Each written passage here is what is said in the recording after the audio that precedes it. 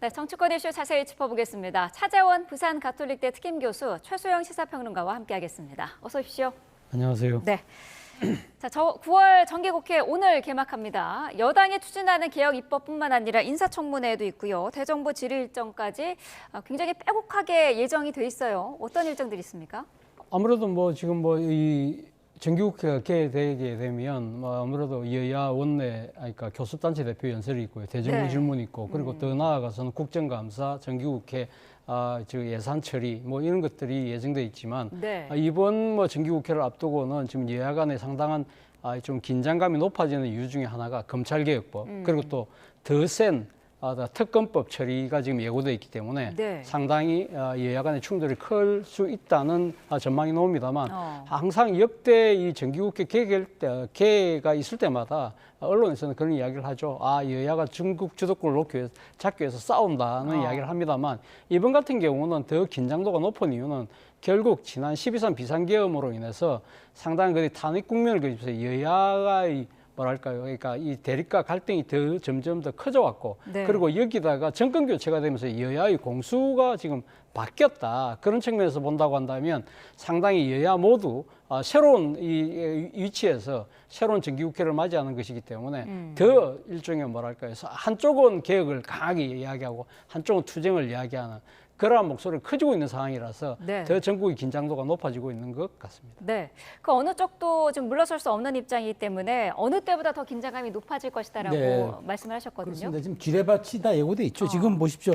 정부조직법 개정안 고철이 25일 날 될 예정인데 여기에 공소청법, 중수청법, 그러니까 이른바 검찰개혁법 지금 포진하고 있죠. 게다가 법원조직법도 돼 있는데 이게 지금 그 14명의 대법관을 30명으로 늘리는 정말 대한민국의 대법원 제도를 바꾸는 그 엄청난 법안이 지금 대기 중이고, 언론중재법 말할 나위도 없죠. 지금 언론에다가는 징벌적 손해배상을 물리는 것과 함께 이진숙 방통위원장의 임기를 자동 종료시키는 이른바 방송미디어통신법까지도 대기하고 있고, 그다음에 공공기관장 임기조차도 아예 이 정부가 맞추는, 그리고 다 전부 쫓아낼 수 있는 법안까지. 그러니까 지금 야당 입장에서는 지금 좀 전에 이제 장동혁 대표가 잘 싸우는 야당 얘기했는데 네. 현실적으로 어쩔 수가 없는 것 같아요. 왜냐하면 필리버스터 외에는 지금 막는 상황이 없는 이런 부분에서 어떻게 이걸 돌파해낼지가 전적 고민스러운 입장인데, 더더군다나 지금 권성동 의원의 지금 체포동의안도 9일로 예정돼 있죠. 이러다 보니까 제가 보기에 9월 한 20일까지는 정말 양쪽이 팽팽하게 맞설 수밖에 없는 상황인데, 단 하나 여기서 지금 우리가 조금 하나 여기에 이제 그 균열점을 하나 낼 수 있는 거는 대통령이 여야 그러니까 대표들 불러서 혹여라도 여기에서 약간의 돌파구를 찾지 않는 한, 변곡점을 만들어 오지 않는 한 사실상 9월 한 중순까지의 여야의 극한 대치, 벼랑 끝 대결은 이거는 현재 예정돼 있는 수순으로 보는 게 정확할 것 같습니다. 네. 앞서서 우원식 의장은 이 개원식에 화합의 의미로 한복을 입자라고 제안을 했는데 국민의힘이 드레스 코드를 정했어요. 상복으로 정했더라고요. 어떻게 보셨습니까? 참 안타깝다는 생각이 듭니다. 아무래도 지금 한복이 새로운 의미를 갖고 우리에게 다가오고 있는 이유는 지금 소위 말하는 K-팝이 전 세계적으로 그러니까 유행을 하고 있고, 이 최근에 지금 그 애니메이션, 한국의 전통 문화를 상징하고 있는 그러니까 이 K-팝 데몬 헌터스라는 이 애니메이션으로 인해서 전 세계 젊은이들이 한국 와서 한복 입어보는 게 소원이라고 할 정도로 네. 상당히 인기를 끌고 있지 않습니까? 바로 그런 부분들을 아마 감안을 해서 이 지금 원식 의장이 한복 이 지금 개회식을 이렇게 제안을 한 모양인데, 문제는 지금 국민의힘 같은 경우는 지금 현재 이 한복을 입고 있을 그런 한가한 여유가 없다고 판단을 한다는 것이죠. 네. 본인들 입장에서 봤을 때는 지금 여야의 극한적인 대립, 특히 지금 의석수를 가지고 여러 가지 개혁 입법을 밀어붙이려고 하는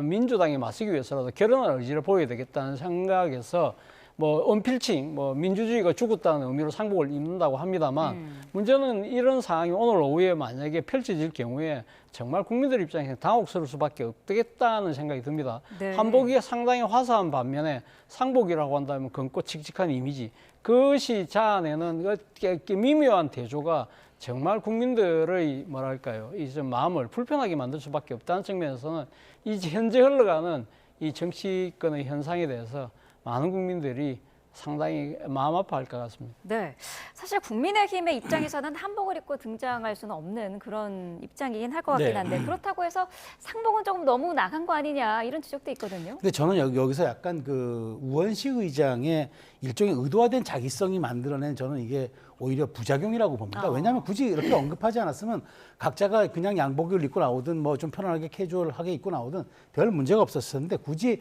화합을 억지로 강조하기 위해서 우리 한복 입는 게 어떻겠냐. 뭐 차 교수님 입장에서는 뭐 이 저 한류를 좀 더 알리기 위해서 하자. 근데 사실 우리 국회 정치가 지금 이렇게 극한 대치로 나가 있고 이미 트럼프 대통령도 이재명 대통령 면전에서 도대체 한국에서 무슨 일이 일어나고 있냐고 묻는 이런 상황에서 우리가 의도화된 부작위를 가지고 공개한다고 그게 실질적인 협치화 되겠습니까?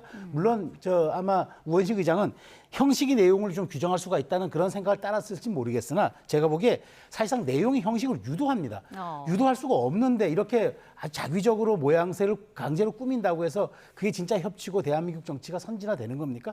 차라리 있는 그대로 보여주면서 차라리 토론 문화의 수준을 높이고 우원식 국회의장도 오히려 여야에 주문할 건 주문하고 여당의 원로답게 오히려 여당 대표에게 협치라든가 차라리 국회 정상화를 위해서 좀 나서줄 것을 노력하는 게 그게 실질적으로 논의가 되고 도움이 되는 일이지 이렇게 모양새를 갖춘다는 게 무슨 큰 의미가 있는 건지 저도 좀 이번에 논란을 보면서 네. 괜히 그러다가 국민의힘의 반발만 오히려 산 것 아니냐. 물론 국민의힘도 상복을 입고 9월 1일 날 정기국회 때 등장하는 게 옳냐 그르냐의 논쟁은 있을 수 있겠으나 네. 굳이 그러지 않았더라면 이런 일도 없었을 텐데 왜 이렇게 부작위를 만들었는지 모르겠습니다. 네. 내용적인 격돌은 아마 내일 최교진 교육부 장관 후보자 인사청문회가 될 것 같습니다. 국민의힘이 지금 가장 문제 삼고 있는 부분들이 어떤 게 있을까요? 지금 최교진 그 후보자에게 제기된 논란은 뭐 여러 가지가 있지만 세 가지가 가장 크다고 저는 봐요. 일단 음주운전 논란이 가장 큽니다. 2003년도에 음주운전 단속에 0.817이 나왔는데 이거는 사실은 면허 취소거든요. 근데 보십시오. 저도 몰랐는데 이번에 보니까 음주운전은 금품 수수와 함께 교육공무원 승진 등의 불이익에 주어지는 5대 주요 사유라는 겁니다. 근데 이분이 교육감을 무려했어요. 그리고 이제는 교육부의 수장이 되겠다는 겁니다.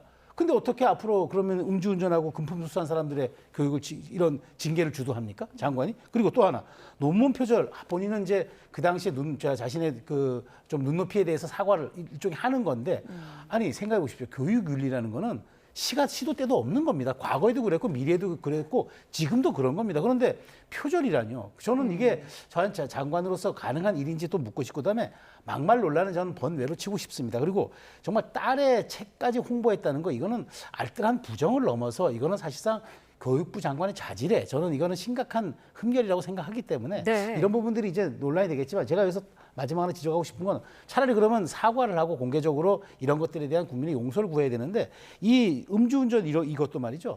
전혀 자료 공개하지 않고 있다가 범죄경고 조회 나중에 비판 여론이 이니까 그제서야 뒤늦게 공개하는 거 이거야말로 피하고 보겠다는 심산 아니었습니까?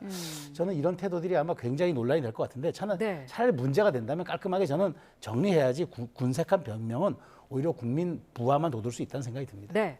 교육부 장관 후보자의 이 논문 표절 의혹이 이번에 또 발목을 잡고 있는 그런 상황인데 어떻게 보세요? 정말 상당히 안타까운 대목이죠. 딴 뭐 공직 후보자도 아니고 교육부 네. 장관이 계속적으로 이렇게 논문 표절 시비에 휘말린다는 것 자체가 대한민국의 이제 교육 현실을 한번 보여주는 또 단면이 아닐까라는 생각에서 상당히 안타깝습니다. 물론 최규진 후보자 같은 경우는 이 지금 논문을 쓴 것이 2006년 소위 말해서 교육 연구 윤리 기준이 확립되기 이전에 조금 더 그러니까 이런 기준이 응성한 시절에 했다고 본인은 지금 변명을 하고 있습니다만 그러나 교육부 장관 후보자로서는 상당히 적절치 못한 처신이라는 부분은 분명한 것이고요.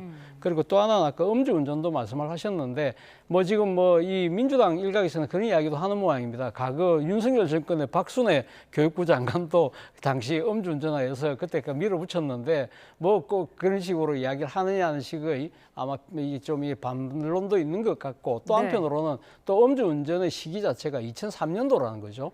그렇기 때문에 상당히 오래된 그거 그때 당시 처벌받았고 그 이후로는 그러니까 이 음주운전 일체 없었다고 한다면 봐줄 수 있는 것이 아닐까라는 이야기를 합니다만 이것 또한 이 교육자의 입장에서는 정말 좀 이렇게 입이 열 개로 할 말이 없는 그런 상황일 수밖에 없다는 것이 제 생각이고요. 네. 또 하나는 지금 이 정치적 편향 논란인데요. 사실 뭐 이 최규진 후보자가 정교조 해직교사 출신이잖아요. 그러다 보니까 강한 정치적인 나름대로의 신념이 있었던 건 분명한 것 같아요. 네. 특히 이 조국 장관 그 일가에 대해서 이 검찰 수사에 강하게 비판을 했는데 사실 뭐 조국 전 장관의 그 자녀들의 입시 비리를 옹호한 것이 아니라 당시 조국 전 장관에 대한 일가에 대한 수사가 너무 지나치다. 한 가족을 도륙내고 멸문제화까지 가는 그런 식의 보복적 그 검찰 수사권의 남용에 대한 비판이었다는 증언. 그리고 또 하나는 이 지금 최규진 후보자가 사실은 지금 세종시 교육감을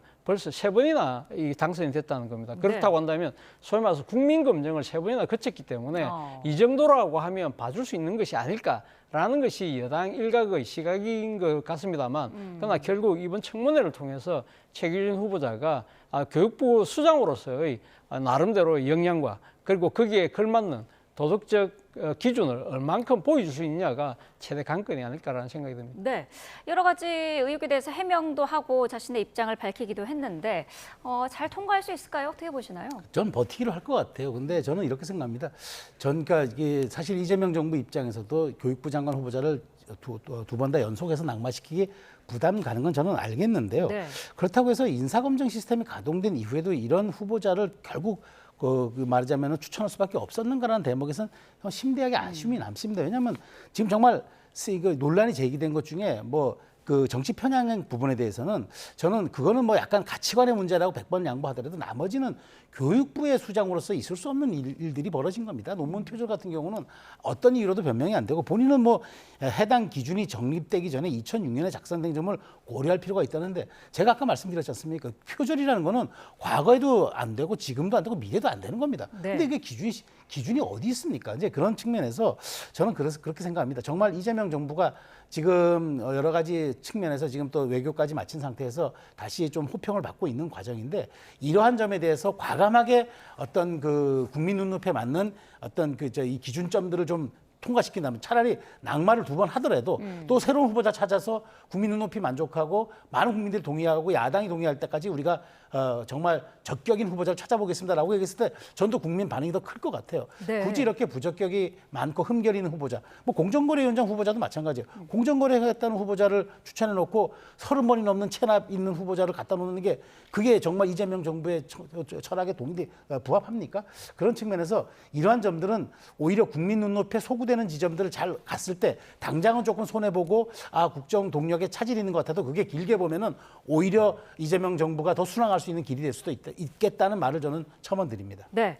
자, 정기국회 여야 격돌에 단 하나 변수로 앞서서 대통령과 여야 지도부의 회동이 네. 성사될지 여부라고 말씀을 하셨는데 지금 국민의힘 장동혁 대표는 단독 회동을 원하고 있거든요. 네. 오늘 김민석 총리와 국회에서 접견을 하긴 하는데 관련된 이야기가 구체적으로 나올까요? 뭐 이야기를 논의할 가능성이 저는 높지 않을까 하는 생각이 들고요. 사실 네. 뭐 지금 그러니까 우리나라 총리가 야당의 대표가 취임했다고 해서 직접 찾아가서 이렇게 그러니까 만나는 경우는 사실 좀 드문 케이스인데 그만큼 이재명 정부의 입장에서 본다고 한다면 그러니까 장동혁 대표로 그러니까 대표되는 야당과의 대화를 그만큼 중시한다는 뜻이기 때문에 지금 장동혁 대표가 이야기하고 있는 대통령의 단독 면담을 전제로 한 여야 지도부 회동 이 부분에 대해서도 아마 저는 전향적으로 판단할 가능성이 높지 않을까라는 생각이 들어요. 네. 물론 장동혁 대표가 1대1 회담을 고수하는 이유는 빤하잖아요. 그래서 정치적 소신은 빤한 것이죠. 본인이 강한 지금 대여 선명성 기치를 내걸고 당선이 되었기 때문에 대통령 면전에서 1대1로 딱 만난 상황에서 소위 말하는 이 지금 검찰 개혁이라든지 또 뭐 이 더 센 이 특검법 강화 같은 거 안 됩니다. 그런 식으로 자신의 목소리를 보이는 것이 자신의 그러니까 정치적 입지를 확보해야 하는데 도움이 되는 것이고 네. 그리고 또 한편으로는 자신을 지금 패싱하고 있는 지금 정청래 지금 민주당 대표를 오히려 역패싱하는 그런 꼴이 되잖아요. 그러니까 자신이 이재명 대통령하고 1대1 마주 앉는 상황이 된다고 하면 나는 나의 상대는 이재명 대통령이지 정청래 대표가 아니라는 그런 식의 모양새를 지금 드러내고 있기 때문에 그 의도라는 거 빤한 것이죠. 그럼에도 불구하고 이재명 대통령 입장에서는 이런 이 장동혁 대표와의 만남 자체가 오히려 어떻게 보면 국정 운영에 있어서 큰 부담을 덜 수 있다는 판단을 할 가능성이 높다는 겁니다. 네. 어차피 지금 이 여야 간의 협치를 통해서 국정을 풀어나가야 되겠다는 생각이 확고한 상황이기 때문에 네. 오늘 그 하나의 단초가 김민석 총리와의 면담이 이지 않을까라는 생각이 듭니다. 네, 총리가 먼저 장 대표를 네. 만나고 싶다라고 했다는 거거든요. 네. 어떤 의미일까요? 저는 뭐 김민석 총리가 일단 정치인 출신이고요. 그다음에 이제 이재명 정부에서 어느 정도 약간 공간을 약간 허용받은 정치인이잖아요. 그러다 보니까 단순히 과거 대독 총리라든가 그냥 그 대통령의 의전 역할만 수행하는 그런 총리와 좀 다르게 아마 본인이 이제 지금 약간 꼬인 그다음에 어쨌든 9월 국회에서는 예산도 통과시켜야 되고 정부가 해야 할 일이 많은데 야당에 물론 도움 없이도 여당의 일반 국주가 가능하지만 과연 그게 이재명 정부에 도움이 될 건가 이렇게 놓고 큰 틀에서 놓고 본다면은 당연히 야당의 협조가 그다음에 야당의 동의가 필요한 것들이 국정 운영에 도움이 된다는 걸 알겠죠. 그러니까지 간 건데 역시 정치인다운 전 퍼포먼스라고 봅니다. 네. 이제 문제는 장동혁 대표가 여기에 어떻게 대응하는 건데 저는 이미 답은 나와 있다고 봐요. 장동혁 대표가 출구를 열어놨잖아요. 자, 그 대통령과 나중에 1대1로 그러니까 시기도 적시하지 않았어요. 그것만 확답해 준다 그러면 나는 언제라도 응하겠다. 이 얘기는 뭐냐? 지금 대통령이 순방 갔다 와서 외교 성과 설명하고 이제 여야 협치 주문하는 이 상황에서 아마 대통령이 지금 지지율도 좋은 상황인데 네. 이때 야당 대표가 가면은 말 그대로 들러리 서주는 것밖에 안 돼요. 근데 야당 대표가 아무것도 얻어오는 것 없이 없어. 이번에는 없을 거예요. 왜냐하면 대통령과 첫 대면에서 뭘 그렇게 얻어오겠습니까? 그러면은 지지자들이나 야당 쪽에서는 아니 당신 가서 밥만 얻어먹고 왔냐 또 가서 얘기만 들어주고 들러리 쓰고 왔냐 이런 비판을 듣기 마련이니까 자 나중에 내가 1대1로 만나서 꼬인 정국과 막힌 이 정국을 내가 풀기 위한 대통령의 담판을 내가 약속받았습니다. 최소한 이 정도는 또 보장을 해줘야 그다음에 장동혁 대표의 지금 신임 대표이기도 하고 아직도 사실상 이번에 당에서 얻은 득표율 구조를 놓고 보면은 책임당원은 4분의 1밖에 18만 5천 표밖에 못 받았거든요. 아직은 리더십이 좀 취약합니다. 네. 그런 측면에서 그 정도의 약간 정치적 권위를 좀 보장해주고 그다음에 앞으로 장동혁 대표가 그립을 지을 수 있는 그런 리더십의 공간을 열어줘야지 앞으로 여야 가능성도 있는 여야 협치 가능성도 있는 건데 그런 측면에서 저는 좀 우상호 수석이라든가 지금 네. 김민석 총리 하는 모든 것들이 그런 쪽들을 좀 지금 물밑에서 협의를 하고 있다니까 그런 식으로 좀 가능성을 열어두는 게 좋겠다. 그게 결코 정청래 대표에 대한 패싱도 아니고 네. 오히려 약간의 레벨이 높은 정치 문화를 저는 오히려 만드는 그런 길도 될 수 있겠다는 생각이 듭니다. 이재명 대통령이 이미 지난주에 외교 일정을 마치고 돌아오자마자 그 여당 의원들과 회동을 했기 때문에 그걸 먼저 했기 때문에 이제 뭐 야당의 대표와 1대1로 만나는 거를 할 수 있지 않겠느냐 이런 전망도 있던데요. 뭐 저는 뭐 그러니까 그것이 그러니까 민주당 의원들과의 그러니까 이 오찬을 했기 때문에 그 다음에 이어서 야당을 한다 뭐 그런 순서를 제 생각에 유념하지는 않았을 거라는 생각이 네. 듭니다. 그건 자연스럽게 일정이 그렇게 됐기 때문에 그렇게 모양새가 갖춰진 것이고요. 사실 뭐 이재명 대통령이 이번 그 일본과 미국 순방을 마치고 돌아와서 제일 처음으로 지금 전달된 메시지가 바로 야당 대표와의 회동을 추진하라는 메시지였거든요. 네. 대통령 입장에서는 외치는 일단 성공을 하고 돌아왔지만 또 지금 돌아오면서 아마 머릿속에 가득 채웠던 것이 국내 정치 상황이 있지 않습니까? 그런 상황에서 지금 야당이 새로운 대표가 선출됐고 그 대표가 강한 선명성을 가지고 있고 소위 말해서 지금 이재명 정부를 끌어내리겠다고 이렇게 지금 공약을 한 상황이라고 한다면 내가 직접 한번 대면해서 그런 부분들에 대해서 내가 기담 한번 들어보겠다는 일종의 뭐랄까요? 그러니까 정치적 포용과 관용 뭐 이런 것들을 통하고 또 특히 이 지금 야당과의 소통과 협치를 통해야만 아무래도 지금 뭐 의석수가 많다고 하지만 이 오만과 독선의 프레임에 빠질 수 있지 않다. 그리고 이 여당 의원들과의 오찬에서도 그 이야기를 했었다고 해요. 강자가 너무 세면 안 된다. 조용히 성과를 내자는 이야기를 했던 것을 본다고 한다면 네. 야당과의 대화 협치는 이재명 대통령의 그러니까 물러설 수 없는 하나의 원칙으로 보입니다. 네. 자, 이진숙 방송통신위원장 얘기도 해봐야 될 것 같아요. 거취 논란이 계속되고 있는데 우상호 정무수석이 자진 사퇴를 직접 요구했습니다. 이거 대통령실에서 이런 얘기가 나온 건 처음 아니겠습니까? 그러니까 눈에 가시라고 생각하는 건 같아요. 왜냐하면 지금 전부 다른 정부 부처는 어느 정도 이재명 정부의 의도대로 돌아가지만 이게 합의제 기관이다 보니까 이제 여기에 대해서는 손을 대기도 어렵고 하다 보니까 지금 여러 가지 방법을 동원하는 것 같은데 네. 저는 차라리 전공법으로 갔으면 좋겠습니다. 지금 지금 감사원 그 얘기를 하는 것 같아요. 지난번 이제 그 취임 이후에 이제 정치적 편향 발언을 했다 그래가지고 네. 이제 그걸 문제 삼는 건데 감사원이 주의 조치를 내렸거든요. 근데 주의를 가지고 이제 좀 여권 일각에서 나오는 권고 사직은 그건 너무 센 거고. 근데 그러다 보니까 그것도 부담이 부담이 있고 그다음에 이제 시청각 미디어 통신위원회가 방송통신위원회법을 새로 만들어서 위원회 구성을 별도로 이제 하는 법안을 통과시키면 이진숙 위원장의 임기는 자동 종료되니까 그걸 보긴 하는데 그것도 몇 개월 또 시간이 걸리고 하니까 차라리 당신 출마하는 것 같고 정치 장사하는 것 같으니 아예 이참에 그만두고 나가서 차라리 본업을 하시오라고 정무수석이 얘기했는데 이게 과연 금도에 맞는지 모르겠어요. 왜냐하면 이 정치적인 그 선택, 그다음에 출마에 대한 부분은 본인의 정치적 자유고, 그다음에 선택의 문제인데 그걸 마치 강제하듯이 당신 나갈 거니까 그만둬야 되는 게 맞지 않아요?라고 얘기하는 거는 지금 여권 일각에서 얘기하는 이진숙에 대한 이른바 부담론 그것이 너무 크게 나오는 것 같아서 네. 전 차라리 지금 이게 5인 합의제 기관인데 지금 현재 방통위원장을 포함해서 2인 체제밖에 안 되잖아요. 그렇다면 사실상 여기에 대해서 그러면 그 5인체를 합의해가지고 또 하다가 저는 차라리 법안을 통과시켜서 다시 바꾸는 그게 전공법이지 이렇게 외곽에서 군부를 떼듯이 이진숙 위원장을 압박하고 차라리 출마할 거니까 나가라. 당신 공직적 자격이 없다. 이렇게 얘기하니까 야권에서는 그러잖아요. 정치적 중립을 12.3자면 이문정 동부지검장부터 정리해야 되는 것 아니냐는 반박이 나오니까 이런 측면에서는 차라리 저는 합의제 기관답게 운영해서 좀 정상화시키다가 이게 차라리 법안을 통과시켜서 그럼 정당성을 갖고 다시 바꾸든지 이게 온당한 방법이지 이렇게 마치 전방위적으로 압박하는 이런 모습들은 조금 오히려 이진숙 키우기에만 도움 주는 것 아닌가 그런 생각이 듭니다. 네, 그러니까 말이죠. 이게 지금 이진숙 위원장의 출마 얘기는 말 그대로 설인데 대통령실이 이렇게까지 하고 있는 거는 출마를 지금 밀고 있는 거 아니냐 이런 지적도 나오고 있어요. 제가 생각했을 때 모르긴 몰라도 지금 뭐 우상호 지금 정무수석이 이진숙 위원장이 출마할 거니까 나가라 이런 식의 이야기는 아닌 걸로 알고 있어요. 사실 이제 이진숙 위원장의 대구시장 출마설은 전한길 씨가 지금 뭐 유튜브를 통해서 자신하고 지금 이진숙 위원장이 지금 또 공동으로 지금 뭐 대구시장으로 거론되고 있는데 그렇다고 한다면 내가 이진숙 위원장에게 양보하겠다. 네. 그걸 지금 기자들이 어떻게 생각하냐고 물었기 때문에 여기에 대한 답이라는 것이 인 것이죠. 그렇다고 한다면 뭐 이 지금 우상호 정무수석의 이야기는 지극히 원론적이고 그런 차원에서 이야기인 것이고 사실 이 이인숙 방통위원장이 이 정부 들어서고 난 뒤에 이 대통령이 주재하는 국무회의에서 소위 말해서 자신의 정치적인 주가를 높이기 위한 발언들을 서슴지 않았던 것이 사실이잖아요. 그리고 비공개에서 나왔던 발언도 자신이 공개를 해서 자신의 정치적인 득점을 챙기는데 악용하는 듯한 모습을 보였던 측면 때문에 국무회의에 참석도 지금 배제되어 있는 상황인데요. 네. 그렇기 때문에 뭐 지금 민주당과 정부 입장에서는 이준석 방통위원장이 아예 자신의 그러니까 정치적인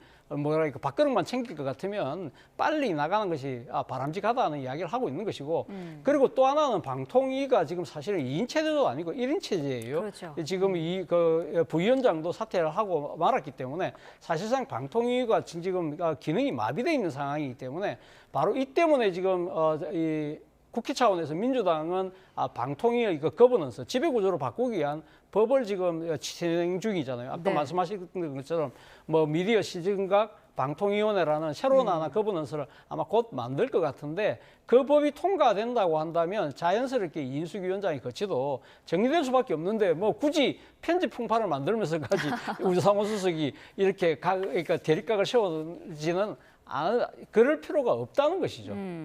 어쨌든 양쪽 다 함께하기에는 껄끄럽고 굉장히 부담스러운 그런 상황인데 네. 어떻게 해결을 해야 될까요? 그러니까 저는 뭐 그렇게 봐요. 그러니까 그 둘 중에 하나입니다. 차라리 그러면 합의제 기구답게 5인 체제를 정상화시켜서 여야에서 다 추천받아서 그렇게 해서 운영을 하든가 네. 그게 싫다면은 법안을 만들어서 저는 어느 정도 유예기간을 둬야 되는 게 지금 왜냐하면 이 시청각 미디어 위원회라는 게 이제 나중에 그 구체적인 시행령까지를 포함하면 조금 손을 봐야 될 부분들이 많기 때문에 그런 점들을 그러면 어떻게 운영할 건지 한번 그 논의해서 차라리 여야 합의로 그러면은 이 법안을 통과를 시켜가지고 제가 정기국회 하나 통과시켜서 내년 봄에 새롭게 출범을 하든지 이렇게 해야지 사람을 하나 쫓아낸다고 해서 이게 모든 것이 해결된다. 자 그렇게 새로 오는 방통위원장은 그러면 또 다른 또 정치 편향이라는 논란을 불러일으킬 수밖에 없기 때문에 네. 어쨌든 이렇게 합의제 기구에 대한 처리 문제는 조금 더디더라도 여야 합의 구조로 가는 게 맞다라는 말씀을 드리고 싶습니다. 알겠습니다.